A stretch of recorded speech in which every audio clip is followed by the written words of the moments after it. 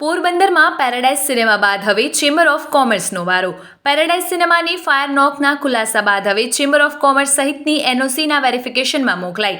હાલ પોરબંદર મહાનગરપાલિકામાં બોક્સ એનઓસીના સિલસિલામાં મોટા ખુલાસાની સંભાવના.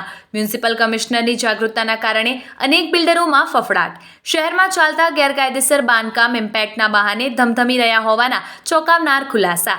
સીલ કરેલી મિલકત ઉપર કમિશનર કડક વલણ અપનાવશે.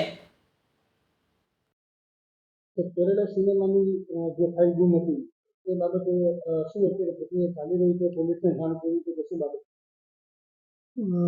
પેરાડાઇઝ સિનેમાના જે ફાયર એનઓસી જે તે સમયે આપવામાં આવેલ એ બાબતે જે ફાઇલ અરજદાર દ્વારા રજૂ કરવામાં આવેલ તે ફાઇલ સંબંધિત કર્મચારી દ્વારા કોર્પોરેશનને રજૂ કરવામાં આવેલી છે.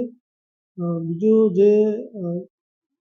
જે તે કર્મચારી દ્વારા જે બોગસ ફાયર એનઓસી આપવામાં આવેલ એ રદ કરવામાં આવેલ છે અને ફાયર એનઓસી એટલે બોગસ છે એટલે એના આધારે જે બીયુ આપવામાં આવેલ તે બીયુ હંગામી રીતે સસ્પેન્ડ કરવામાં આવેલ છે. હવે જ્યારે ફરીથી બીયુ આપવાની પ્રક્રિયા હાથ ધરવામાં આવશે ત્યારે જે રજૂ થયેલા નકશા અને મળેલ મંજૂરી પ્રમાણે કામકાજ થયેલ છે કે કેમ એની ચકાસણી કર્યા બાદ બીયુ આપવાની કામગીરી કરવામાં આવશે. તો પ્રથમ વખત ઓનલાઈનમાં જે નકશા રજૂ થયા હતા એ પ્રમાણે ચકાસણી કરવામાં આવશે કે કેમ? જે બાંધકામ પરવાનગી મેળવવા માટે જે નકશા રજૂ થયેલા એ નકશા આધારે ચકાસણી કરવામાં આવશે. ખાસ એમાં જે કોમર્શિયલની પરવાનગી લીધેલી છે પરવાનગીમાં રહેતી છે અને આખું સ્ટ્રક્ચર છે તે સિનેમા પ્રમાણે ઊભું થયું છે, તો એમાં કઈ રીતે પ્રક્રિયા થશે? એટલે એમાં જો ખાસ કોઈ જોગવાઈ હોય બીયુ આપવા બાબતે અથવા તો બિલ્ડિંગ પરમિશન આપવા બાબતે તેની પણ ચકાસણી કરવામાં આવશે.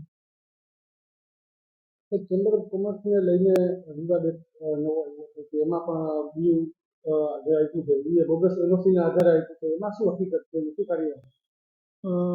જે રજૂઆતો મળી એ આધારે છેલ્લા 1 વર્ષમાં જેટલા પણ બીયુ આપવામાં આવેલા છે એ બીયુમાં જે ફાયર એનઓસી રજૂ થયા છે એ ફાયર એનઓસીની ખરાઈ કરવા માટે સૂચના આપવામાં આવેલી છે.